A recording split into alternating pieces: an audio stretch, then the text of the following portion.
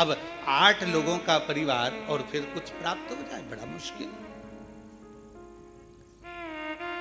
आज बूढ़ी मां ने, बुजुर्ग ब्राह्मणी ने अपने पति से कहा, सुनो 4 बेटियां घर में आई हैं और 2 बेटियां घर में हैं।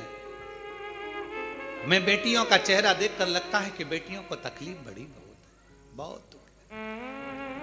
कहते हैं दुनिया में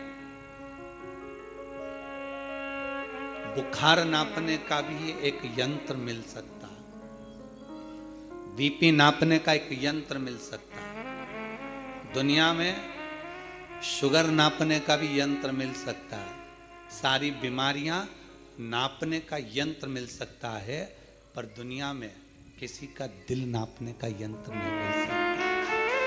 दिल को नापना बड़ा, उसका यंत्र नहीं है, और उसका यंत्र है केवल एक मां। घर का पिता और घर की मां एक ऐसी होती है जो घर में रहने वाली बेटियों का, घर में रहने वाले बेटों का, घर में रहने वाली बहुओं का, घर में रहने वाले पोता पोती का मुख देखकर जान जाती है कि इसको क्या तकलीफ है। वो यंत्र केवल माता पिता के पास होता है, केवल एक मां और पिता के पास के सिवा कोई यंत्र किसी के पास नहीं हो सकता। और शास्त्र कथा, शिव महापुराण की कथा कहती है, तीसरे नंबर पर आता है गुरु। वो यंत्र एक गुरु के पास भी होता है, पर माता पिता अपने बच्चे से कह देते हैं कि तुझे ये तकलीफ है, पर गुरु कभी नहीं कह सकता कि तुमको ये तकलीफ है। गुरु हमेशा यंत्र है, उसके पास में भी वो यंत्र होता है कि वो देख लेता है कि कितना दुखी है, पर गुरु नहीं कहता कि ये दुखी है। गुरु हमेशा कहता है मुस्कुराइए, खुश रहिए, सुखी रहिए। और मुस्कुराता हुआ गुरु अपने सामने से निकल कर चले जाए, देखता हुआ मुस्कुराता हुआ चले जाए, समझ लेना कि गुरु ने वो यंत्र से नाप लिया है और गुरु ने तुझे देकर कुछ भेज दिया है। वो गुरु है, नहीं देगा गुरु कुछ भी, कुछ नहीं देगा। तुम विचार करो, किसी गुरु के पास में करोड़ों का धन हो ना, तो गुरु जी के पास जाकर कहना, गुरु जी करोड़ों का धन हमको दे दो, ना देगा गुरु। गुरु कभी नहीं देगा। आप गुरु जी के पास जाकर कहना, गुरु जी तुम्हारे पास में इतना है, हमको थोड़ा बहुत दे दो, नहीं देगा गुरु, बिल्कुल नहीं देगा। क्यों? क्योंकि गुरु जानता है आज अगर मैंने इसको थोड़ा दे भी दिया ना, तो ये मेरे पास नहीं आएगा तो दूसरे के पास जाएगा और इसकी मांगने की आदत पड़ जाएगी। पर गुरु देता नहीं है, पर गुरु उसको निगाह से देखकर मुस्कुरा कर ऐसा वर देकर चले जाता है कि अब तुझे मांगना नहीं पड़ेगा, तू उससे प्राप्त खुद कर सकता। हम किसके दरवाजे पर जाएं? बुजुर्ग माता पिता ने विचार करा, बूढ़ा बूढ़ी ने विचार करा, हम करें तो करें क्या। विचार करते करते आंखों में जल भर गया। बेटियों का भरण पोषण कैसे करा जाएगा, बेटियों के लिए क्या करा जाएगा। दोनों पति पत्नी चले, रोते रोते नेत्रों में जल भरते हुए। पति ने कहा चिंता मत करा, 5वां हिस्सा लेकर जा रहे थे और सारे वृक्षों के नीचे हिस्सा देते हुए चले जा रहे थे। दामोदर मास था, कार्तिक का महीना था। आज पत्नी के मुख से निकल गया, थोड़ा सा घी आया हुआ है, एक काम करते हैं, 5 जगह इस घी का हिस्सा करना है, तो भगवान के मंदिर में दीप लगा देते हैं। पति ने कहा घी तो आया है पर कपास नहीं है। पत्नी ने अपने तन की साड़ी को फाड़ लिया।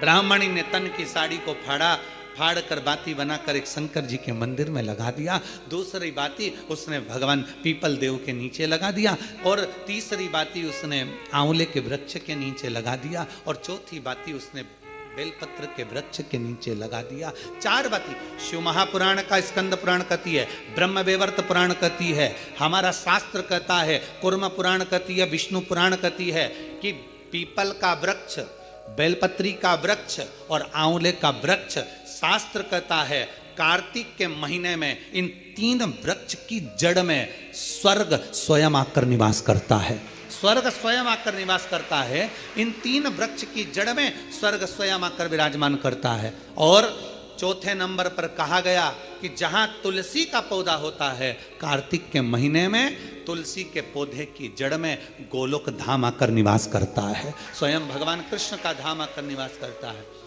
पति पत्नी विचार करते हुए साड़ी को फाड़ते, बत्ती बनाते, घी में डुबोते, दीप लगाते, चलते जाए। जैसे ही शंकर के मंदिर में दीप लगाया, चिंता भगवान शंकर को हो गई। शिव जी ने इशारा करा पीपल देव को, जिसमें 52,000 ब्राह्मणों का वास होता है। पीपल देव को इशारा कर कर जैसे ही पहुंचे, पीपल के वृक्ष में से एक लड़की निकलकर बाहर आई, काका मुझे तेरे साथ चलना है। इतने में पत्नी पति से कहती है, अपने घर में 6 लड़कियां पहले से, कैसे लेकर जाएं इसको। पति कहता है, देख वो उसका कोई नहीं है, पीपल के पेड़ के नीचे बैठ के रो रही है, ले चल।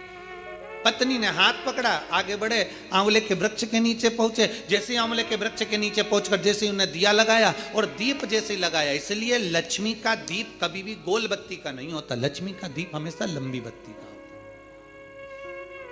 हमेशा लंबी बत्ती का होता।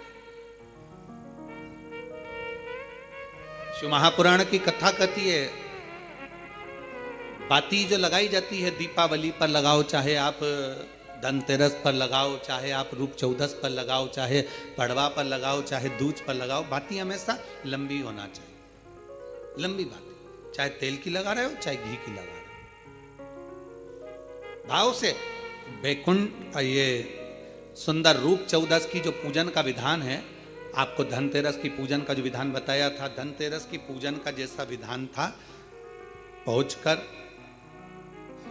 पाटे को बिछाकर चौक पूर कर, जिस थाली में आपने स्वस्तिक बनाकर जो सिक्का रखा है, उसी में एक सिक्का और रखकर उसकी पूजन अर्चना करना है, वैसी की वैसी ही जैसा पहले कल कहा गया। रोली, चावल, हल्दी, मोली, मेहंदी, सिंदूर आदि सब चढ़ाते हुए, और साथ में 2 दीप लगेंगे। रूप चौदस के दिन 2 दीप है। एक दीप है घी का, लंबी बत्ती का, जो लक्ष्मी जी के सीधे हाथ पर आएगा। दूसरा दीप है घी का दीप भी आटे का आएगा, और तेल का दीप भी आटे का आएगा। जो तेल का दीप लगेगा वो थोड़ा सा दिया बड़ा लेना, उसमें 4 लंबी लंबी बत्तियां रखना, सरसों का तेल या मीठा तेल या तिल्ली का तेल जो भी मिल जाए उसके अंदर डाल लेना। 4 बत्ती ये लक्ष्मी जी के लेफ्ट हैंड की ओर आएगी। उसी आटे का तेल का जो दिया रहेगा, उसके अंदर या तो पीली सरसों या काली सरसों, जो राई होती है, सरसों होती है, उसके थोड़े से दाने उसमें डाल दिए जाते हैं। लक्ष्मी जी का पूरा पूजन बड़े भाव से करिए, जल का छिटा दीजिए, रोली, चावल, मोली, हल्दी जो भी है आपके पास समर्पित करने के लिए पूजन की थाली में, वो समर्पित करिए। मीठे का भोग लगाइए, और भोग लगाने के बाद में बड़े प्रेम से 5 कमलगट्टे, 5 हल्दी की गठान, 5 अमर बेल के टुकड़े। अमर बेल होती है एक लंबी सी बेल, पेड़ों पर चलती है, पीले कलर की, जो कि पूरे पेड़ पर छाई रहती है। उसको कहीं पर भी डाल दिया जाए वो बढ़ती चली जाती है। वो हमारे वंश की वृद्धि के, लक्ष्मी की वृद्धि के लिए श्रेष्ठतम मानी जाती है। 5 टुकड़े अमर बेल के, 5 हल्दी की गठान, 5 कमलगट्टे, दोनों हाथ में लेकर मां लक्ष्मी से प्रार्थना करते हुए उन सिक्कों पर समर्पित कर दीजिए। सिक्कों पर समर्पित कर कर जो घी का दिया लगाया है तुमने लक्ष्मी जी के सीधे हाथ पर, उसको उठाकर माता की आरती कर लीजिए। जो तेल का दिया है, घी का दिया वापिस रखकर आरती के बाद में, जो तेल का दिया है 4 बत्ती वाला जो तुम जला कर रखी हो, उसको पूरे घर में घुमाकर, रूप चतुर्दशी के दिन, रूप चौदस के दिन, नरक चौदस के दिन, पूरे घर में घुमाकर, सारे घर के दरवाजे खोलकर, बड़े प्रेम से घुमाकर, मुख्य द्वार के बीच में, जो घर से बाहर निकलने वाला द्वार है, उसके ठीक बीचों बीच वो दिया 4 बत्ती का रख देना चाहिए। कुछ देर के लिए दरवाजे खुले रखना चाहिए। पूरे घर में माता लक्ष्मी का स्मरण करते हुए, श्री शिवाय नमस्तुभ्यम बोलते हुए दिया रखकर जब वापिस आए, माता लक्ष्मी को झोली पसार कर प्रणाम कर कर कहें, माँ हमारे घर में निवास करो, आपका भंडार सदा भरा रहे, खाली ना हो। हे माँ, जैसे हम दामोदर मास की कथा का रसपान कर रहे हैं, कार्तिक मास की कथा को श्रवण कर रहे हैं, जैसे हमने कार्तिक के महत्व को जाना है, और उस महत्व को जाना कि लक्ष्मी भगवान शिव की आज्ञा से जाती हैं, नारायण की आज्ञा से जाती हैं, उसी तरह आप हमारे घर में शिव और नारायण की आज्ञा से विराजमान होइए। माँ को प्रणाम करिए बड़े भाव के साथ। ऐसी ही ये रूप चतुर्दशी की पूजन का विधान है। ये रूप चतुर्दशी की पूजन का विधान, जो थाली अपने धनतेरस के दिन रखी है, उस थाली को आप रात्रि को हटा सकते हो, दूसरे दिन फिर वही थाली रखा जाती है। तीसरे दिन दीपावली का जो पर्व होगा, कल की कथा में आपको 2 बजे से 5 बजे तक जो कथा होगी कल की, आज की कथा तो 9 बजे से 10 बजे तक है, पर कल की कथा 2 बजे से 5 बजे तक होगी। 2 से 5 इसलिए रखी है क्योंकि उसमें 3 दिन की पूजन का